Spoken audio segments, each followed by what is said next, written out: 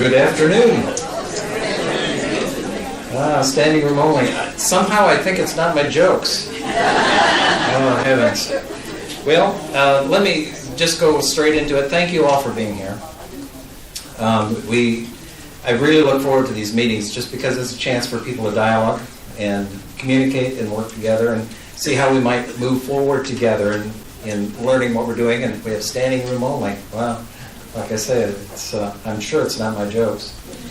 I learned a long time ago that when you talk about food, you get the people, right? All right. We're going to spend a lot of time talking about that. And let me just be very straight. I've heard from all kinds of people that we're doing something wrong. That's why everybody's leaving. Well, number one, everybody's not leaving. They can't. Thankfully. I've also heard that there's a certain individual that we need to fire right away because he's terrible. And it's also not true. But we'll talk about that in a little bit.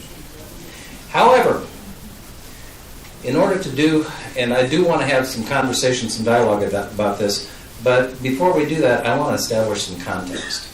Okay? One of the things that I've heard is, we don't have personnel policies here. And that simply is not the case. Now, we don't talk about them very much on this side of the house because it really doesn't involve the residents as much as it does the staff. And, of course, with the staff, we talk about that quite a bit. But also, I want you to understand that, like HIPAA, personnel things have to be in-house. They have to be private. And there's some privacy rules around that. And how we work with people and some of the things. And so what I'm going to do is I'm going to show you some of the general things that we do so that you have a better understanding of how we approach issues and concerns that come up both from residents and from staff and from others and family members about various issues that do come. But we are in a position where we can't talk about individual circumstances. Understand? I can hear. And I'm sure I will as we go through this. And I do understand that. And I will hear, and we write down, and we do listen carefully. But please understand, any response I give is going to be very limited as to any individual circumstances. And the rules are, and it's one of the benefits of being in management. You can't really talk about some things. We do have personnel policies, and they're very thorough. The policies are actually used to develop the employee handbook. That handbook is reviewed annually by our legal counsel, and that counsel specializes in human resources. It is also reviewed by our corporate people in Des Moines to make sure that we're being consistent with the laws and the policies of Life Care Services as well. We provide that to the board and to the staff every year. All staff acknowledge that they receive it and agree to it.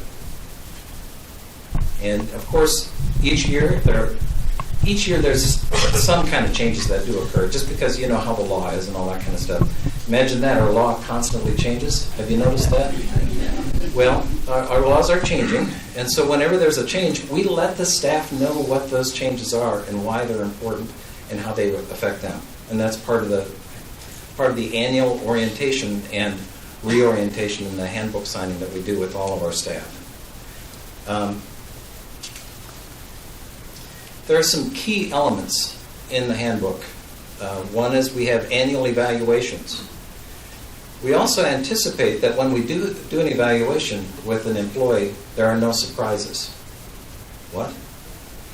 Well, if I'm going to sit down with any one of the people that I get to supervise, and I'm surprising them in an evaluation with a concern that I have, it's too late. It's not current, and it's not fair. So we expect that the evaluations are not a surprise. Okay? That's because we want to be direct, but kind, and honest with our staff. We also have rules to protect us all, and that's what they call them. They used to call them disciplinary rules, but they really are to protect us all. It's just like when I was a kid, we tried to play Monopoly, and we had friends who played by one rules, and we played by another, and we always ended up in a fight over who got that last hotel. But we have rules to protect us all, and we agree to them, and that's why we have staff sign them, and we review them with staff. With that, we have what's called progressive discipline. What in the world is that? Well, let me explain it this way. When your children are small and they do something wrong, maybe they spell something wrong. You don't hit them over the head with a pan. Instead, you educate them, right? As they get older, maybe the education gets a little more serious and formal. Hey, you got a C in this, and I know you know how to spell these, right? Well, that means we need to work on these, don't we? Okay, so there's some more education. When they get a little older and they drive off, they follow the rules of the road, and you remind them, be safe. Then the day that they drive off with the car without telling you, you get a little bit more serious, right? And they get their keys taken away. Or you hide the keys. In our case, we hid the keys. If they do it again, you call the police. Do you see how progressive discipline works? It's when there is a certain thing that occurs, you first try to understand what's happening, and then you educate people around that. And that really is the intent. Most of the time, when you talk with an education or talk with a staff member, it's an education moment. It's, hey, I didn't know how to do this. You didn't handle this right. I met with a staff member last week, and she had sent me something, and it wasn't quite right. But I sat down with her, and I said, has anyone ever told you how to do this? And she said, I've never heard this. That's an education. No big deal. So a few days later, I got something that was revised. It was closer, so now we just kind of talk about it a little bit. That's what education is. Now, we are specific when there's an indiscretion or there's a breaking of one of our rules. And our rules, again, they're published so all staff know them. So when there's something that occurs, we have an education, or if there's further action that's warranted, because some things are more serious than others, right? Stealing a car is more important than misspelling a word. And so what we do is there are different levels, and so we have specific language about those levels. So for example, if one of our staff members hits a resident, they're gone. Not the resident, the staff member. I just wanted to be clear there. We have no tolerance for that. If someone speaks disrespectfully to another staff member, they may not be gone. It depends on how they speak to them. But they will fall somewhere in that level. Now, we also have periodic staff meetings to go over issues and concerns that occur. And they're very open. We always open them up for staff discussion and dialogue like this. We also, for our staff, we provide random surveys. They used to call them climate surveys. That's when I had hair, we called them climate surveys. But now they do staff satisfaction or resident satisfaction surveys. So we do random ones, small ones. We also do a formal one from outside the company every 2 years on staff. And just like the one that we do on residents, we do them in alternating years. So this year we'll be doing a random survey with all of our staff. Those surveys are handled anonymously for staff. And staff give the opportunity to make comments, and then the third-party company that handles that will make sure that we can't figure out who said, that Bob's jokes are bad, for example. We also have a process by which staff, if they have a complaint or an issue, that they can talk about it. In addition to that, we have a formal grievance procedure. And we take this stuff very seriously. And just like the rest of this, we will take a look at, whenever someone has an issue. Now, along with this, the policies include a corporate code of conduct. This has been approved by the board. And it includes the things like we're not going to be fraudulent, we're not going to steal, we're not going to lie, cheat, or swindle, or dance, something like that. But it has a specific code of conduct that we ascribe to, and that's part of the handbook. We also have Life Care Services corporate staff that come in. They aren't employed by us. They're not employed by Rolling Green, but they come in and they have authority over me, over Ryan, and over our human resources. We also have people who come in on nursing and other areas as well. And they come in and they audit. They audit us for all kinds of things. They're looking at the paperwork, but they're actually looking at how we do our jobs and how we work with our people, residents and staff alike. A few weeks ago, we had a nursing consultant come in, and we actually did really well. But then shortly after she came in, as serendipity would have it, DHEC came in and did their annual survey. And we did well on that too. We haven't heard the final results. But did you know that DHEC also pulls our personnel policies and looks through our personnel files? There are specific rules that the Center for Medicare and Medicaid Services have for us, in addition to the labor laws. So we have, what you should be hearing is that we have a lot of systems in place. Number one, to work with our staff fairly and to give them opportunity to speak and to share us information, including a compliance line. What's a compliance line? It's an 800 number that they can call. It goes to our corporate offices, and they can anonymously report anything. Why is that important? Because, I've heard rumors that I'm friends with everybody and nobody's going to get a fair shake. And that is simply not true. It's just not true. I'm nice. I'd like to think so anyway. Bad jokes and all,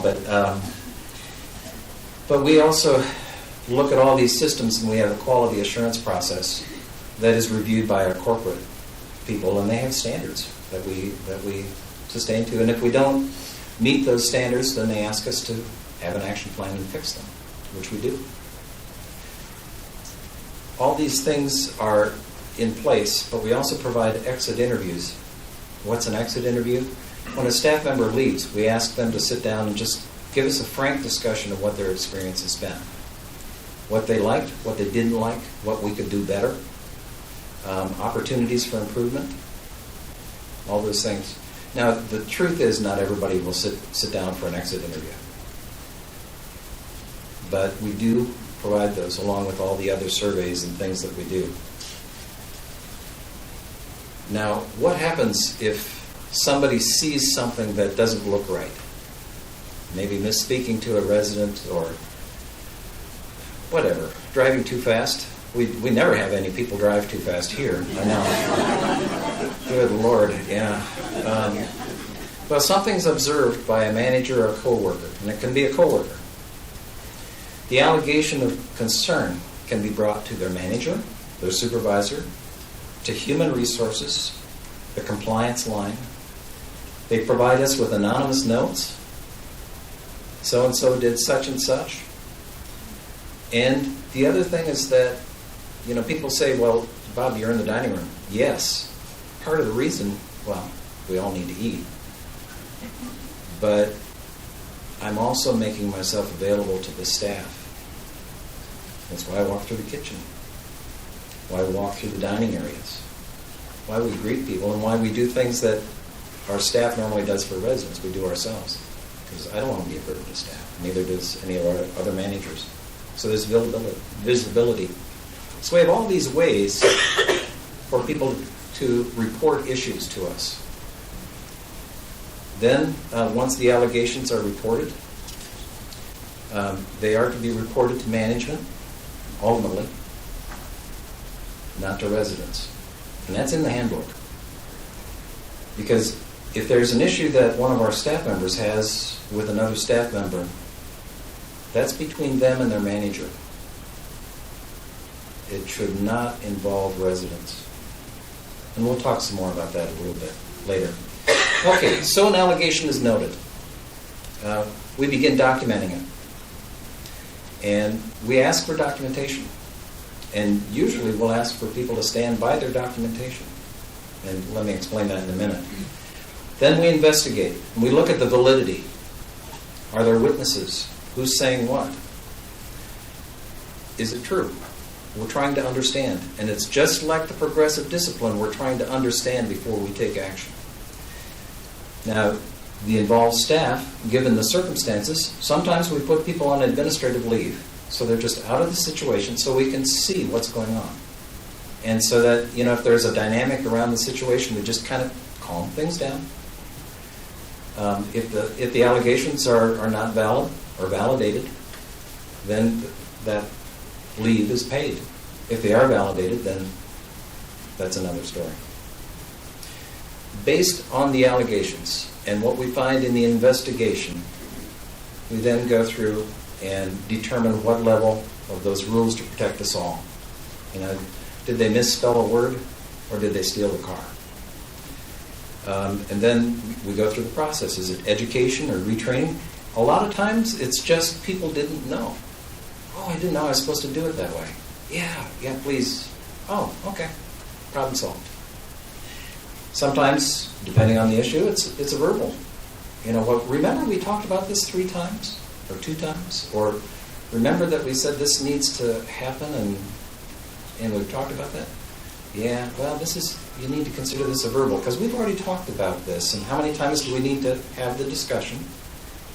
How much education do you need on that word? Or on progressive discipline, then it would go to a written warning if it keeps on going. And if it keeps on going, they may be on administrative leave for a time. And if you think about it, if you talk to a person once, twice, you say, this is a verbal warning, and then you talk to them again, this is a written warning. You talk to them again, and we're going to set you aside for a time. We still love you, but you need to fix this. How many times do you have to talk to somebody? That's the point. And so we do separate people. We do not separate as many people as some have been led to believe. We do separate people. We just separated somebody this week, totally unrelated to food and beverage. Another department. We had an investigation, and darn, they were a good employee, but they had to go because of some actions that were just unacceptable, lapse in judgment or whatever. Now, the employee handbook actually tells us or gives guidance as to what level. Again, for a spelling mistake, you don't hit them with a pan. Okay, so there are different levels and there are different things. So again, abuse of a resident, we know where that falls. And again, that's in the handbook so that our staff is aware. Now, we do have some guidelines around the investigations themselves, and this is also in the handbook. Failure to provide truthful information in an investigation is prohibited. So we talk with somebody, and it's just occasionally somebody will tell us something that happened that they didn't do. Then we have witnesses who say this is what actually happened, and it's in writing. Okay, that's falsification of a record. We insist that people tell us the truth. Now, we don't put them in a room with a light over them and don't feed them for 12 hours or something like that. But the other thing that's prohibited is recrimination. So and so has a beef with such and such turns around and does something back to him. Now, you have to understand that recrimination policy goes 2 ways. Normally what you see and what you hear on the news is someone in authority taking advantage, such as harassment or something else, of somebody else. Right? That's what you normally hear in the news. What you don't often hear is that employees sometimes do things to their managers. It's like the day a few weeks ago when we had some key papers in one of the offices that was open, and a staff member went in and destroyed the data. Did that happen? Yes, it did. Do we know who did it? Not for sure. We got a pretty good idea, though, because we know who was on staff that day, and we know where they worked. Do things happen? Yes, we have human nature here on our campus. So false, and also, so we require truthful information, no recriminations, either way. False or misleading allegations are prohibited. It's like the truth. But, my kids used to like to say, well, it really wasn't me, it was, it might have been, and I didn't intend, misleading statements. We don't. Again, while I'm a nice guy, I expect people to speak directly, particularly in investigations. By the way, have you noticed I take this stuff seriously? Reports or recriminations or false allegations by any person are then investigated. So, what do the investigations include? Discussions with the people involved and witnesses. We look at the documents that we have. We review the record of the employee about whom the allegation is made. Has this happened before? Is this a continuing issue? Have we talked to them 4 times about this misspelled word? By the way, we don't get onto spelling words, and partly because I can't spell a word. But an allegation must be validated before we move forward. And the allegation, any allegation, is reviewed by human resources, and that can be at any level, including in our company in life care services. So, for example, we've been in touch with our corporate person on human resources recently about some things that we're going to talk about in a few minutes. Why? They're independent of us. We have no authority over them. And it's a third party looking at it. But before we do any discipline, it's reviewed by somebody not involved in the situation. In certain cases, again, people may be placed on investigation, administrative leave, for the purposes. So the people involved, when there is an allegation, usually it's human resources and the manager. It can be upper management, myself or Ryan. DHEC and CMS in certain cases. Why would they be involved? Well, certain things by law we have to report to DHEC. And we have to have an investigation which they look at. So we have to make sure that our investigations are good. Then in certain cases, of course we involve life care services personnel at the corporate level. And we have our legal eternity. Eternity? It just feels like that whenever they're talking with the others. So let's talk about today. We have certain allegations that are being made by current and former employees. Our investigation of any allegation are formal, and they are occurring. Now, what are we investigating? I'm not going to tell you, because I can't. But certain allegations are being handed directly to residents by staff, contrary to policy and what they've been trained. It may seem backwards, but I welcome allegations because it tells you the heart of people and it tells you where we are. We do investigate, and we've been investigating certain allegations in the last week or 2, but we will not share about them. Why? Again, personnel matters need to be handled internally. There's some legal limitations in them. Before we take actions, things are validated. And we take time to make sure that we're handling things fairly and consistently. Now let's talk a little bit about staffing. People have said, I had somebody tell me, you need to solve the staffing crisis. And I looked at the gentleman and I said, okay. do you mean just here? And what I thought, I didn't say this to him, what I wanted to say is, just here or for the whole country? and I did not, I can be sarcastic sometimes, and I don't want to disrespect, and I didn't want to, so I didn't say that. We have a national staffing crisis. Some of the things that we do, every year we do multiple wage studies. Usually we do 3. This year we've done 2 because the third one hasn't come in yet. We've increased wages, and our wages are very competitive in all departments. Our benefit packages are competitive. We offer flex schedules. They say, offer flex schedules so somebody can go to school. We do that. We've been doing that for years. We offer attendance bonuses that are paid quarterly. For food and beverage staff, they get free meals. Some of the other staff do as well.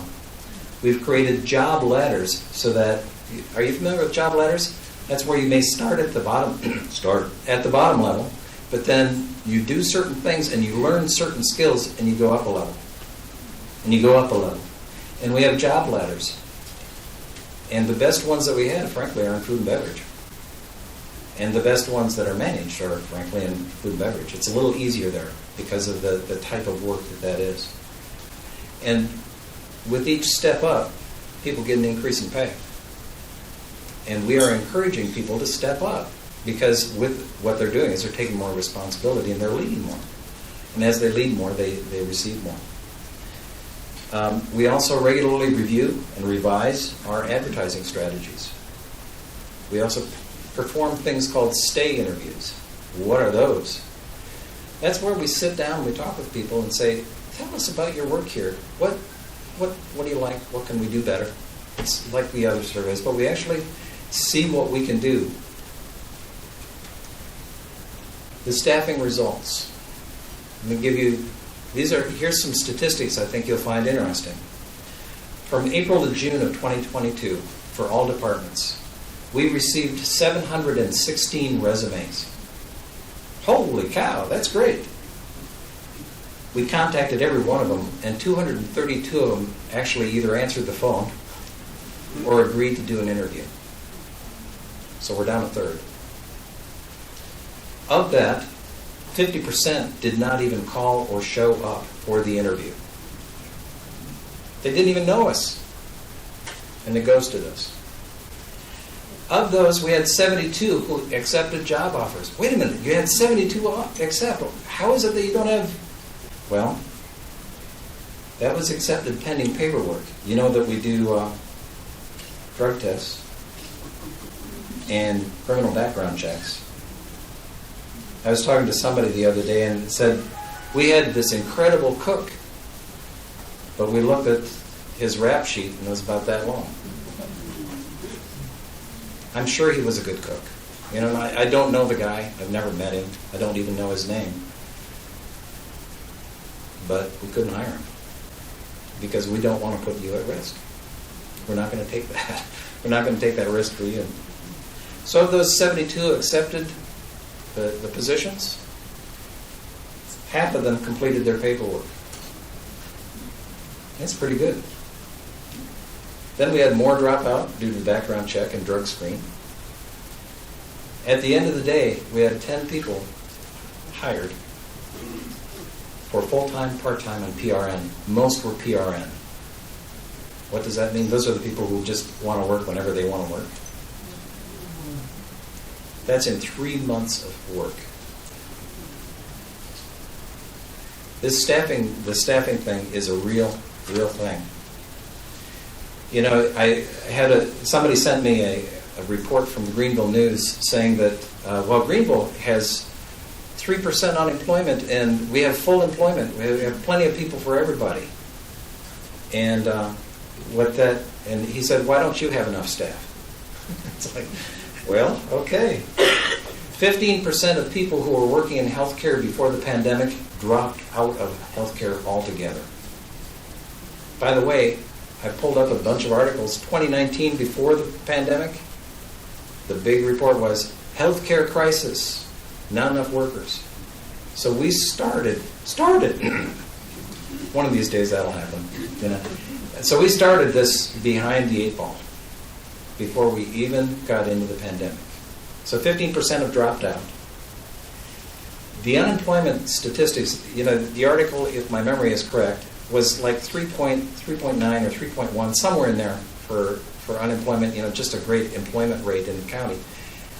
What it doesn't say is the percentage of people who have dropped out of the job market altogether that are able-bodied and able to work. And that number is nearly 10%.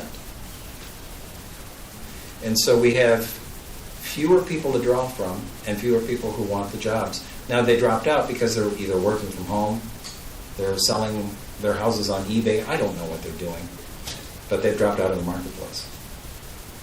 And again, I don't blame anybody for anything. People need to do the best they can for themselves. The other thing is employees are changing jobs in unprecedented numbers, and we're seeing that. People will change it. People before the pandemic would change jobs from here to another place to go someplace for 15 cents an hour. And that's only been exacerbated. Part of that is employees feel that they can get hired anywhere at any time by anybody that they darn well please. There's no risk to leaving, no downside. Before we get into the discussion specifically about food and beverage, I want to just remind us that what we're experiencing today, no one alive in a management position has managed through a simultaneous pandemic, supply distribution disruption, and inflationary economy. Nobody has done it. The last time they had a pandemic was 1918. It was a completely different situation. But, by the way, the supply line, I heard someone say, well, there's no problems with that. We ordered chicken, and they gave us a completely different kind of chicken. And it wasn't even good. We ordered ribs. They gave us something else. Those creamers? Did you notice that they were gone for about 4 months, 5 months? They couldn't get the cups to put the cream in. Who knew?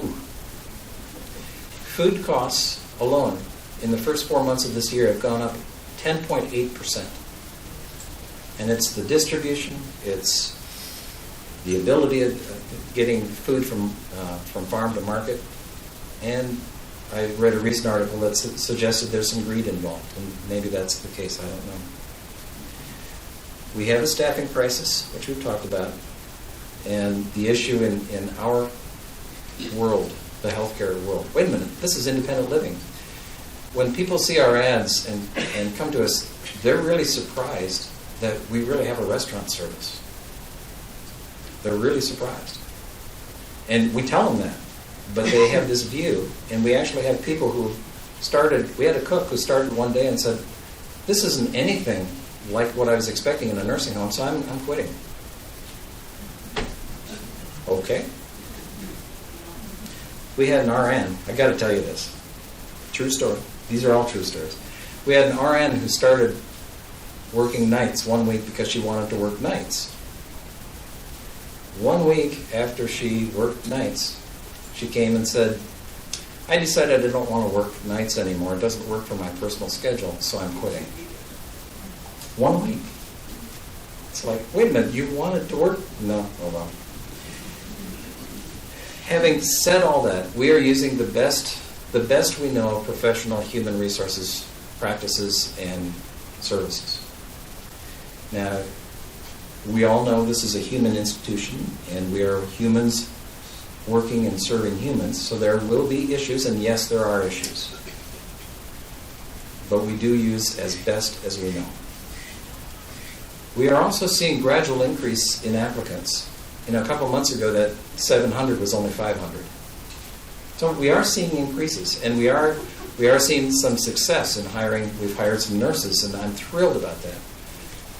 We will be reopening rehab as soon as we can. And that's going to be a little while yet because of other delays, but we're making progress. During all this, we are trying to retain a level of excellence that is still above our competitors, and more importantly, to what you would want, while facing challenges we've never seen before. Nobody has. And I'm, frankly, I have to say, I've said this before, I'm very, very proud of our staff. Our managers are exhausted.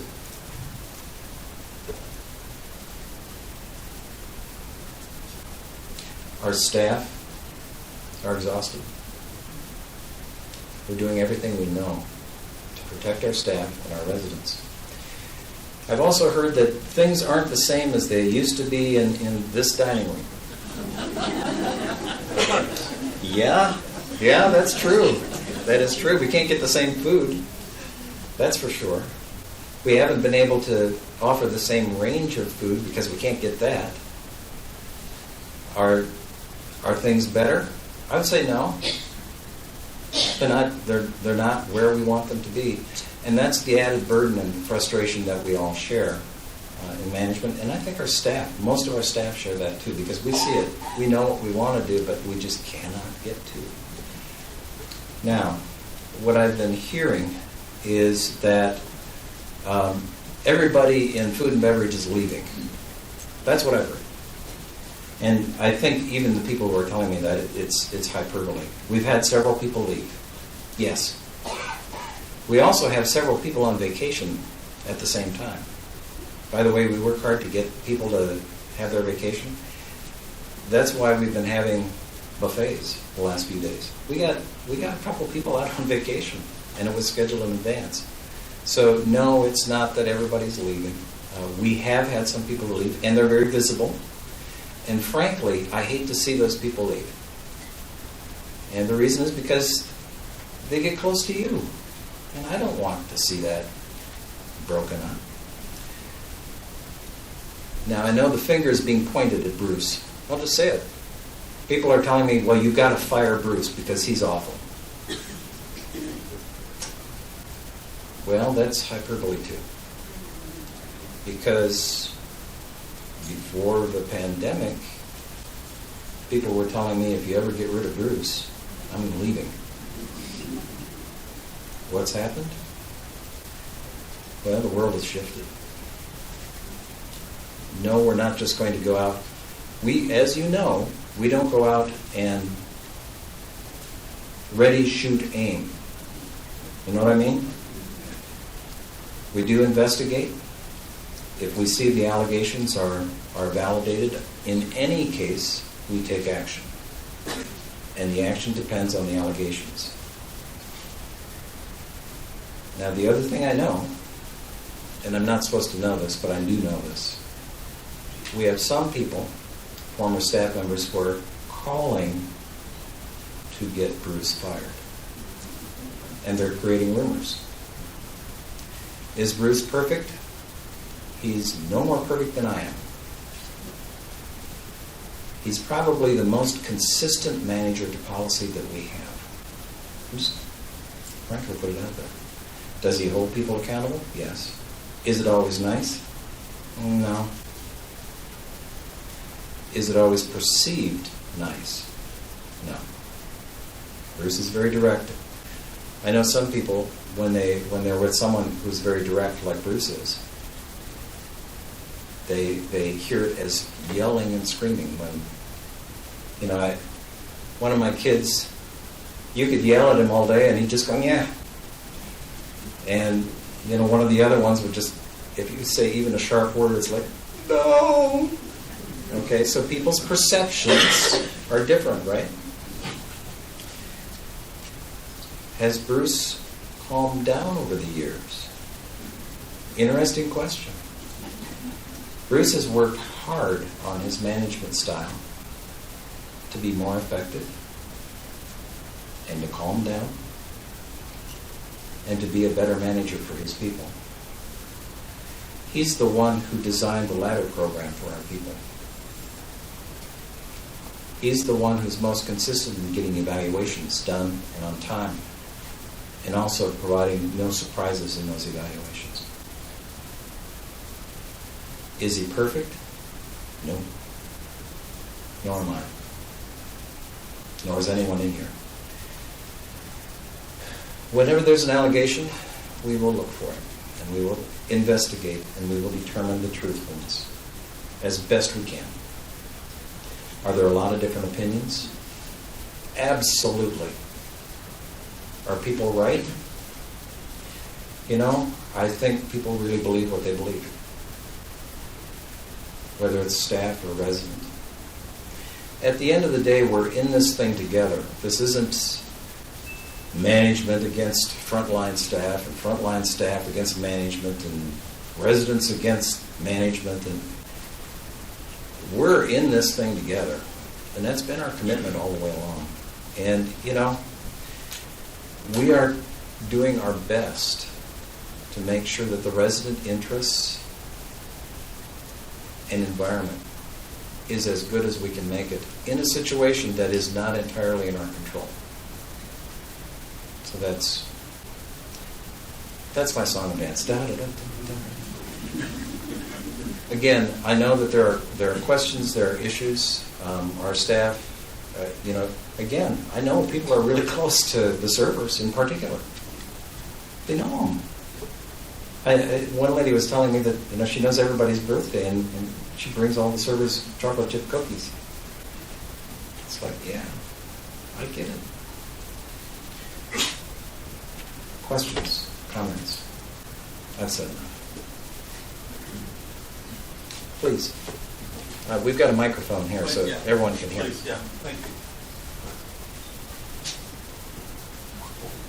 Bob? Yes, sir. Approximately 2 years ago, a year and a half ago, we opened up the dining hall. Can you hold it a little closer to your... There you go, yeah. Speak right into it, yeah. There. Opened up the dining hall, had wonderful service, wonderful food, and we enjoyed it because we had an opportunity to communicate with our neighbors or meet someone new. Now, we in the cottages had a point system which got eliminated, and we now pay 30% for 100 points. That's $13 for a $10 buffet. Now, the food quality also has, in my opinion, and others, has gone down. I'd agree. Used to make or get hamburgers that had good quality meat. Now it appears that they are frozen patties. They were actually for a time, but that's been done away with. Yeah, you're right. That was for a time. So, anyway, I think it's behooves us to somehow get us back to eating our dinner at dinner hour instead of 2:30 in the afternoon. I agree with that too. Yeah. So, anyway, I appreciate it if we can somehow get us back to our dinner hour at dinner time. Thank you. Yeah, you're right. I agree. I don't eat dinner at 4 o'clock in the afternoon.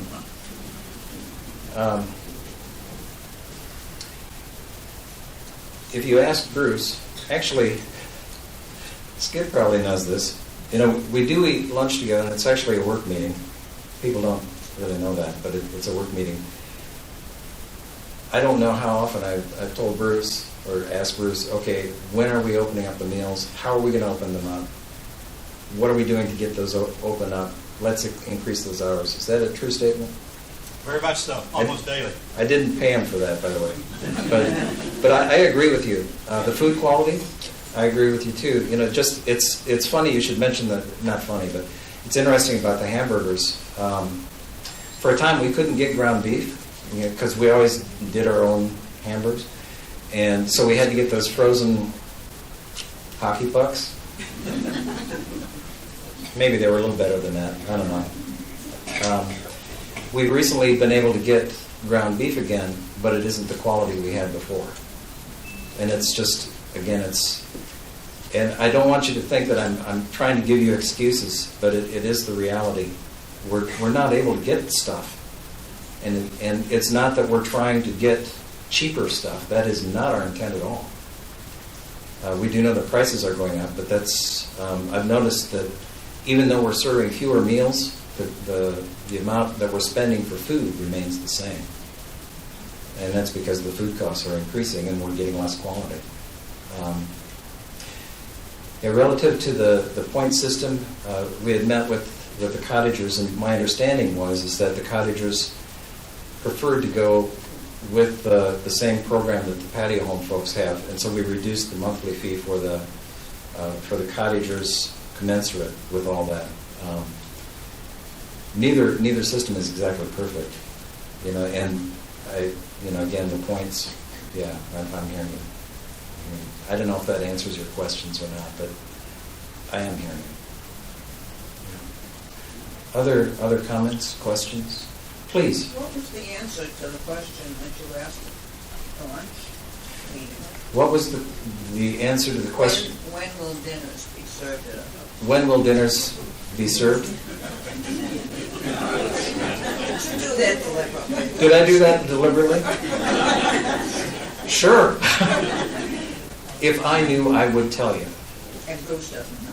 And Bruce doesn't know. It's dependent on staffing. And this actually, he'll probably hit me. Well, no, he won't, because that'd be an issue. But he'd probably like to hit me. We were looking at sooner, much sooner than people might think. With the staffing transitions, that's going to be put off a little bit. But I don't want to eat at 4 o'clock in the evening.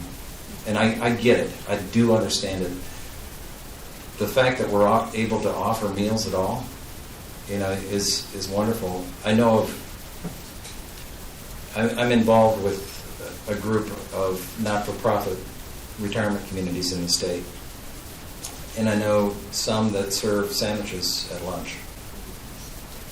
And others that don't even serve in the dining rooms, they make everybody eat out of the bags. And I know a lot of people are eating out of the bags. Nobody likes that either. But by comparison, our staff, I'm really proud of what we're able to do, but sure wish and look forward to when we're able to do more. And a big part of that is the evening meal. And I can't give you a date because I would be wrong. And it's not a good answer. I get that, too. Please.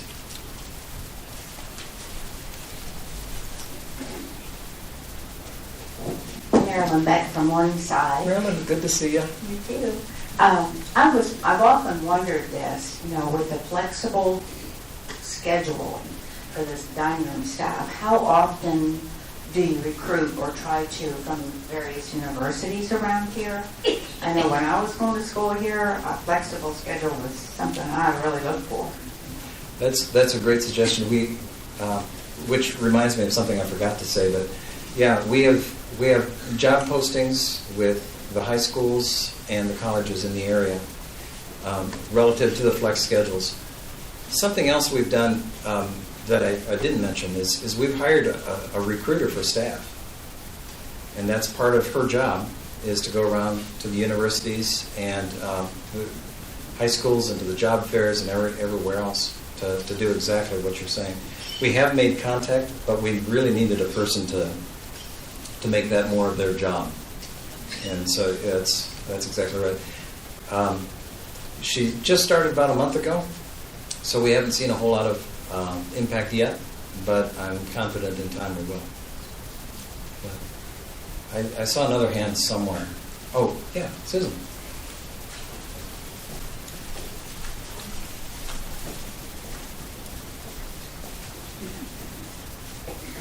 I'm Susan Jane Bazell from Lakeside, and I just want to mention that as I go around Greenville, any place I go, and I've been to a lot of different places, over the past few months, we're hiring signs.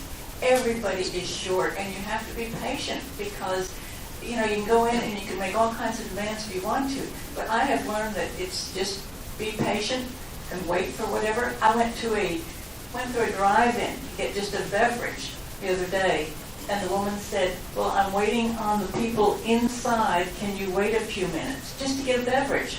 And I said, sure, no problem. And in about 5 minutes, she came back and filled my order. But it's not just Rolling Green Village. It's everywhere. It's true. Yeah. You know, it is true.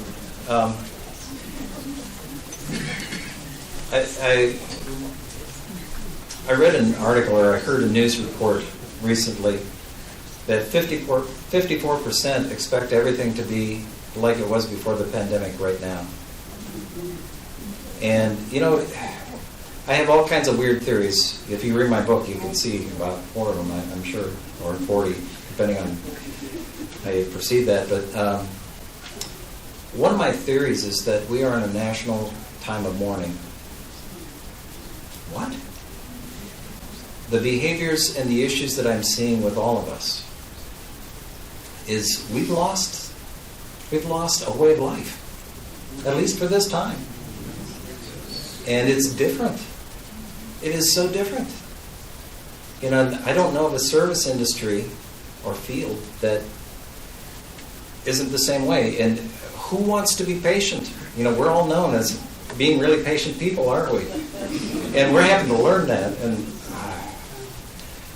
you know, again, it's my theory. I look at the anger and the denial. All those are factors of mourning. And again, do I have any proof? Heck no. But, you know, that and quarter will get you a quarter cup of coffee. But just something to think about. But thank you, Susan. Thank you. Other questions or comments? Please. Yes. My name is Karen Halk. I've never been to one of your meetings before. It just occurred to me, could it be conveyed to the dining room maybe to offer us Greek yogurt? Greek yogurt? I know that we offer yogurt, but yeah, I don't know if we offer. Yes, sure.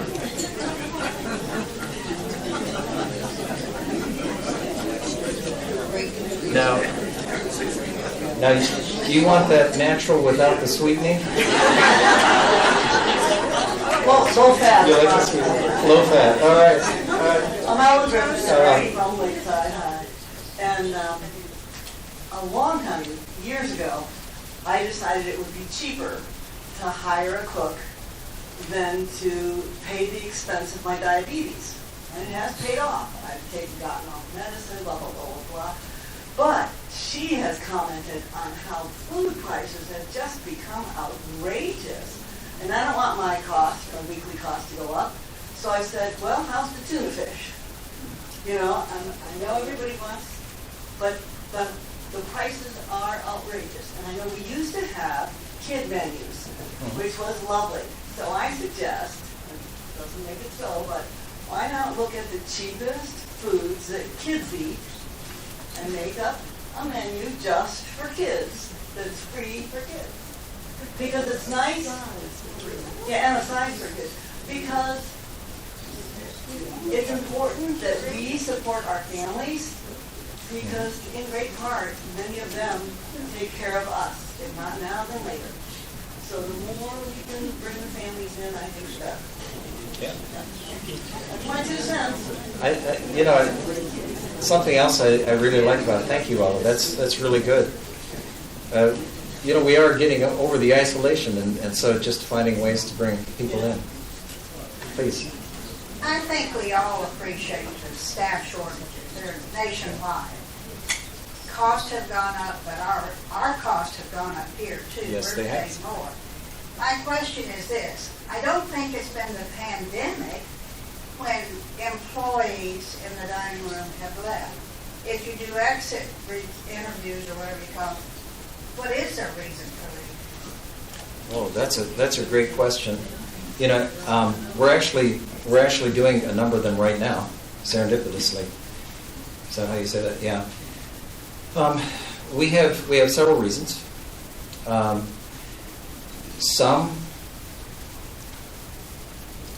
There are very few people that we're asking to leave.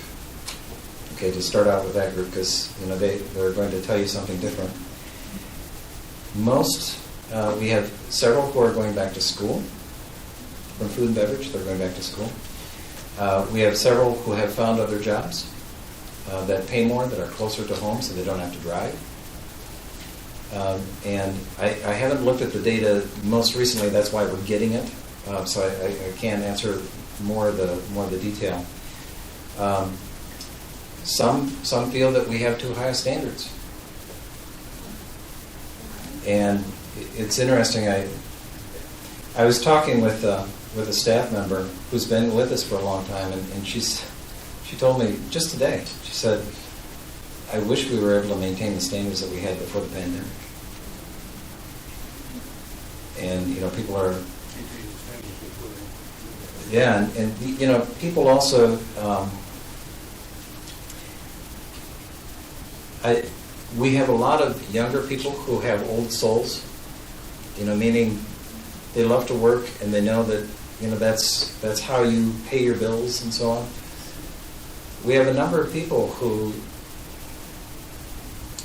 we have one staff member who said, "Well, I'm really stressed." True story. This is humorous, but I'm not saying it because of that. She told us that, "Well, I don't have enough money for my rent. And I'm so stressed about it, I can't work." True story. And I'm not saying that to be funny.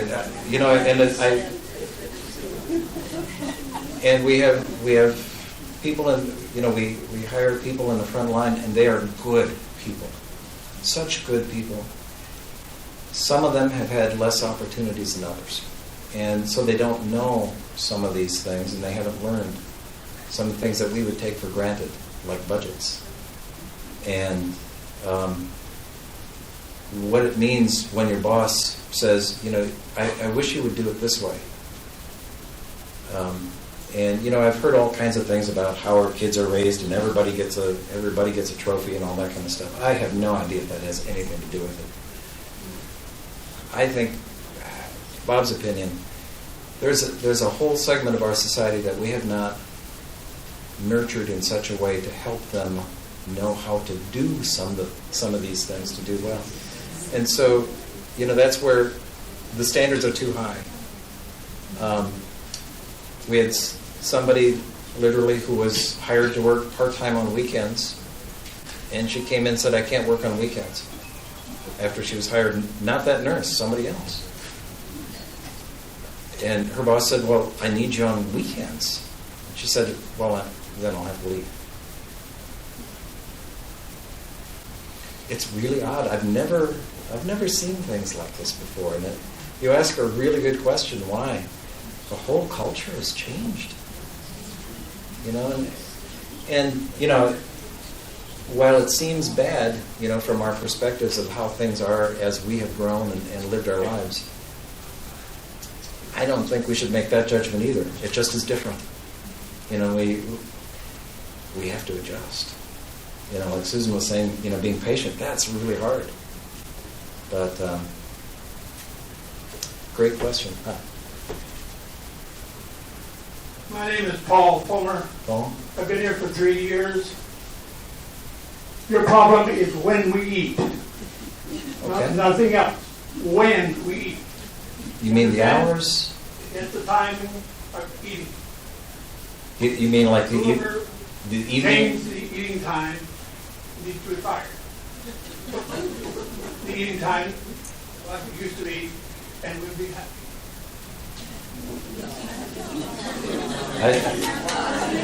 I don't disagree. I want to get those hours.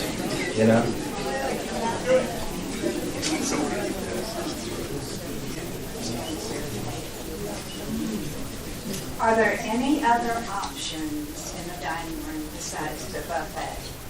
Because so many of us are not going to eat that much food, and yet we're being charged for the buffet. Yeah, there's the one charge for the buffet. Yeah, we'll have to look and see if there's like a buffet light or something like that. I don't know. A salad bar, yeah. Soup and salad, yeah. And they will do sandwiches, yeah. Just got to add 2 cents to that. Yeah, there is an option. Even when they're having a buffet, if you ask You can just get the salad bar and a drink. And that salad bar is a whole meal. Yeah, that salad bar. Yeah, particularly Gladys, who does so much work there. She's really good at keeping it full. I don't know how she does it with her short arms, but she's amazing. She's good. Yeah. I think Helen has a question.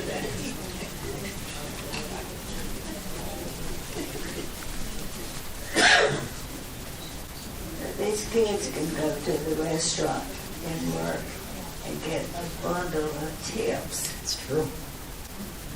And that might be something that we need to look at. You know, that's allowing tips, you mean? Yes. Yeah.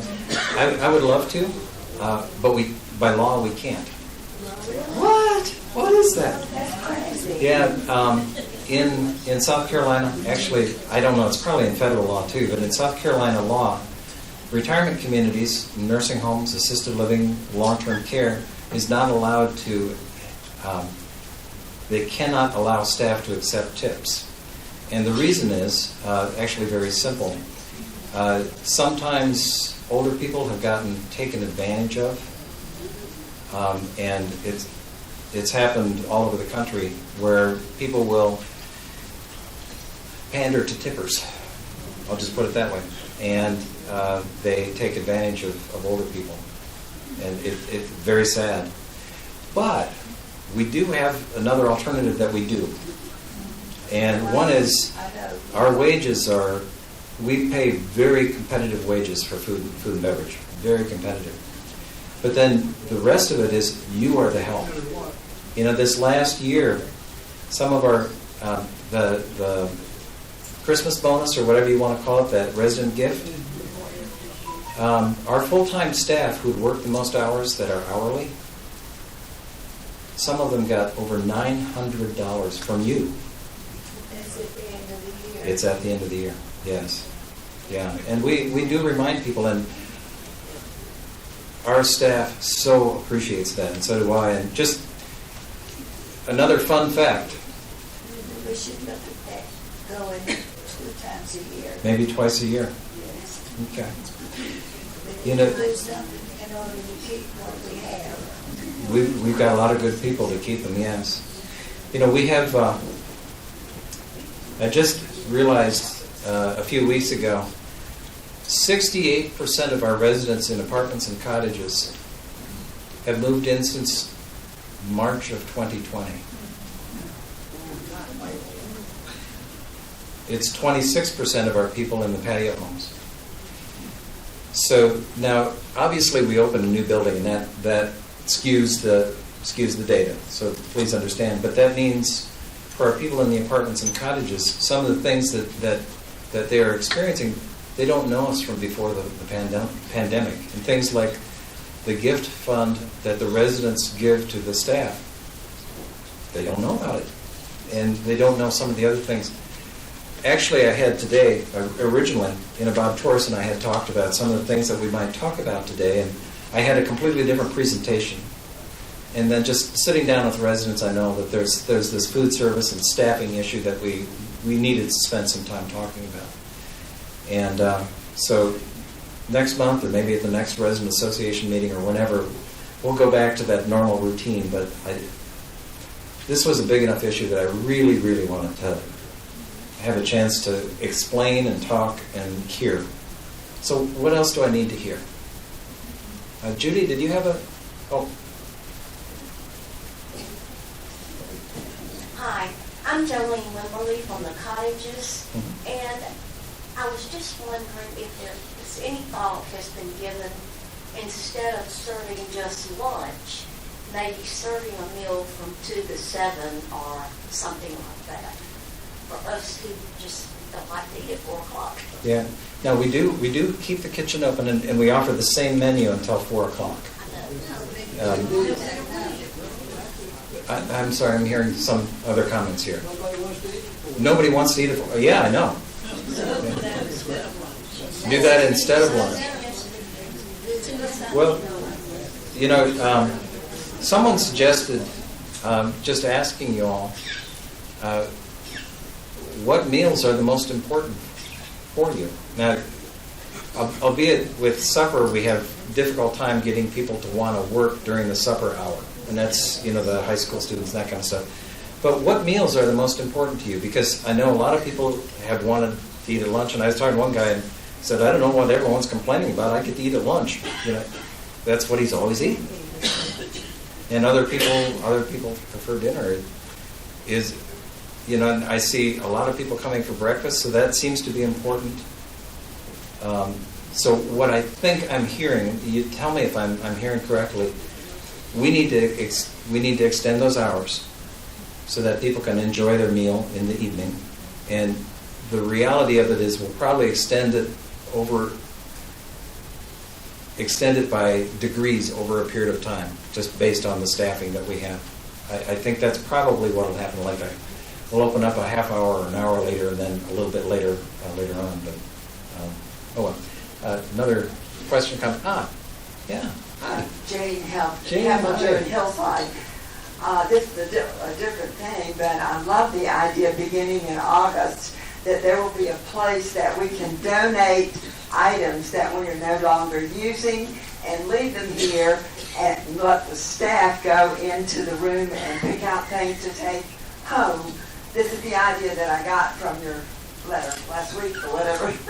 But I think, and from people around me, but I think it's a great idea to donate to workers here anonymously and reward them that way. I know it sounds minor, but sometimes you have some really nice things you can donate. Okay, we're going to have to get back with you on that.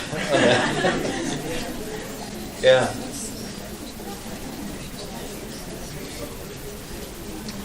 Other comments? But yeah, please, here.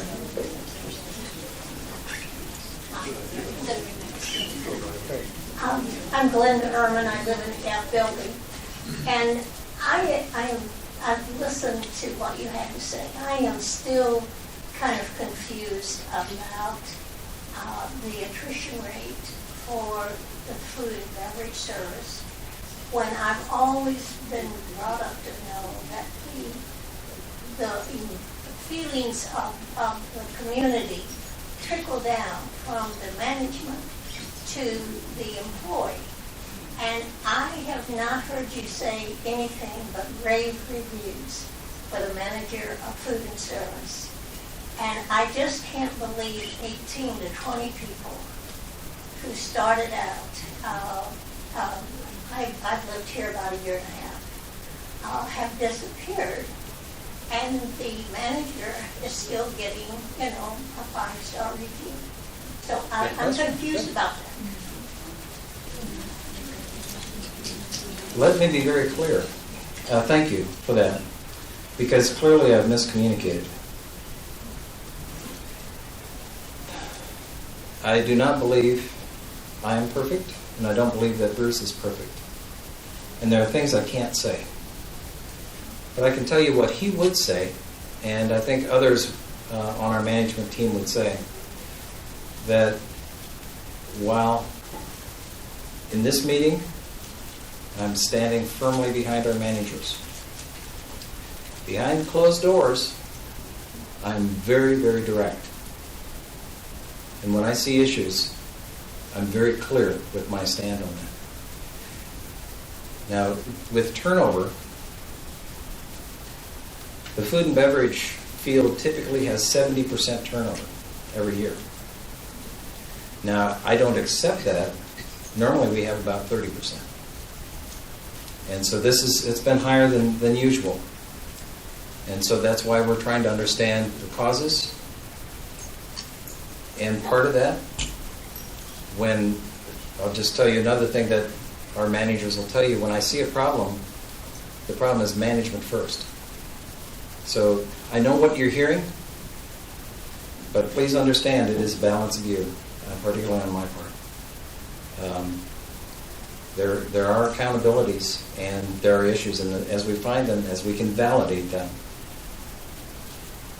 then we address that.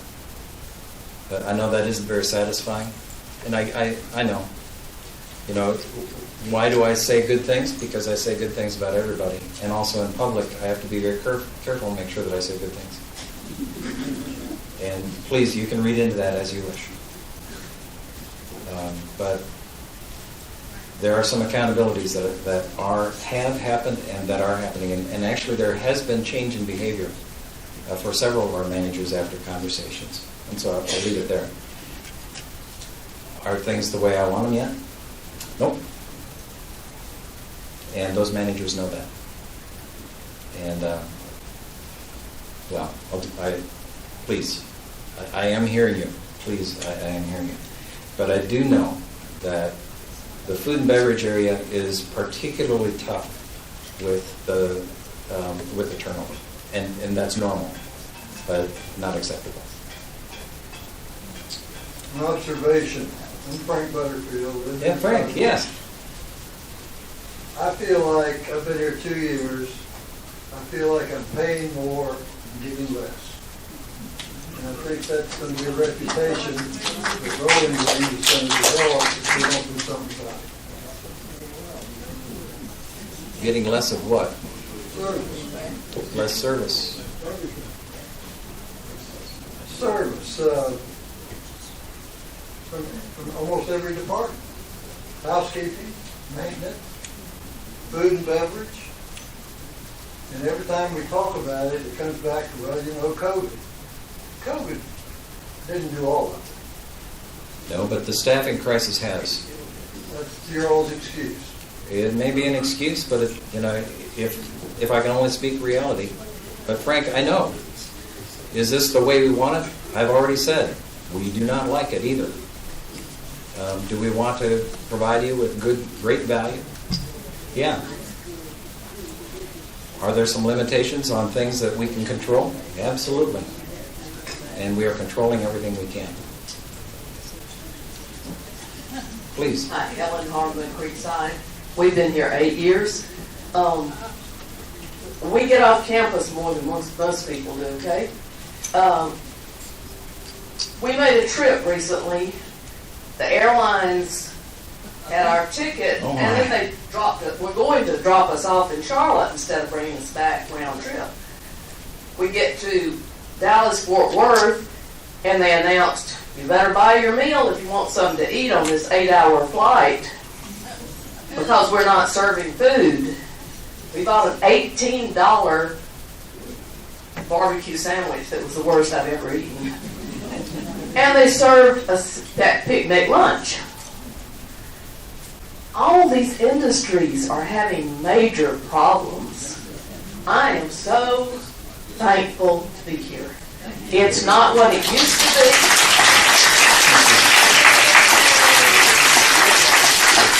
But neither is the rest of the world. My grocery store that I paid 49 cents a dozen eggs is $1.41. It's just lying. The world has shifted. And I don't know how many meals y'all eat. We eat a good breakfast and eat lunch about 2, and we're through. We have popcorn or cereal for supper. And we're happy. But now, we're different. We lived in another country. Things aren't so good everywhere else, even when it was good here. Thank you. I very much appreciate that, and you're right. Things are different. But I also want, Frank, I want you to understand I'm hearing you too. And there are a number of others in this room which feel that they're getting less for more.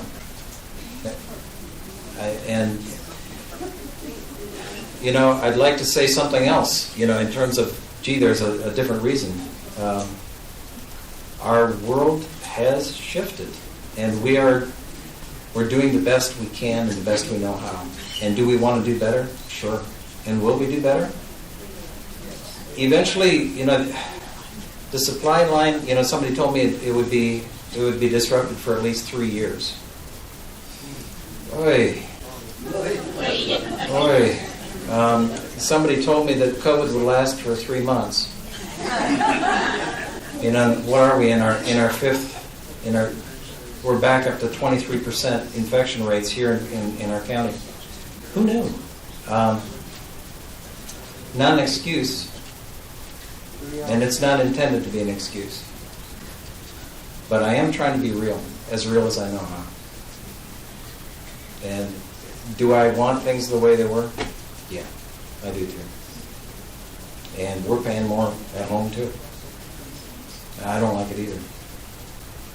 So please understand, I am listening to you and hearing you. We'll do what we can. You know, in World War II, at home here, people couldn't drive very much. And do you know why? Gas was rationed. And if you had tires. So how's that relevant? We have been through difficult times before as a country.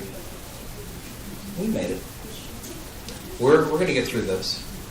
Someday the gas prices will drop below $5. Here we go.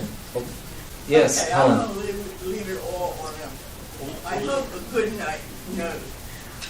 I've been here for 8 years. I think I was happy to hear that Helen said she had been in here for 8 years.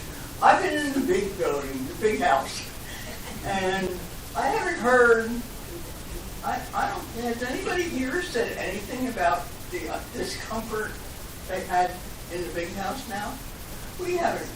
We just either loved it so much here that we don't. We've taken the things that have happened in stride. A lot of us have moved to the other side, but I just think that we ought to be grateful. My daughter gave me a book that's called How to Learn to Grumble in a Gracious Way. And I think that is what we all need. If you ever want it, I'll send it to the library. All right. So let's take one more. You know, although I know that there's been some levity and some enjoyment, this is a serious meeting, and this is important to you, and it's important to me as well, and our managers. So I really appreciate your time. Please. Thanks, Bob. I was here for the book signing. I don't know why everybody else is here. That's tomorrow. Susan Rector, we have a home in the cottages and one in Summerside, but I was going to ask a two-part question. One, how often are the managers and supervisors getting supervisory training?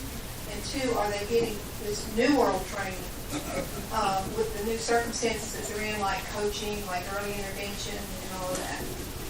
That's a really good question. We have a variety of different things that we do for training. But first of all, I'll say it's not enough, because it's actually a little harder to find than one might think. We have a lot of resources that are available to us through Life Care Services. We have each department has training as groups of people in LCS. So food and beverage people go for 3 or 4 days for training. Maintenance, nursing, all the departments have opportunities for training that they get together. Some of it is training, some of it is encouragement, because it's so hard. We also do, each week, we actually review our hospitality promises. And what's that got to do with training? Everything. Hospitality promises are some promises that we make to you and how we are going to treat one another, both residents and staff. And we talk about those every week in our management meeting. We also have other resources that are available to us that we periodically use, both of videos and other things. But like I say, there can always be more. And finding really good training is kind of hard. Relative to the issues today, you know, I haven't seen anybody who's really come through with, here's the answers for management in today's environment. I've heard lots of things, you know, this is a different generation, you know, that kind of stuff. We've had lots of training of that. But we also have training through our Leading Age, which is our not-for-profit association. That provides actually quite a bit of training as well. So those are good questions. It's gone long, and you have been very, very patient with me, and you've been very gracious with me. I want to say thank you. Thank you so much for your day and just for being here. I appreciate it. Thank you.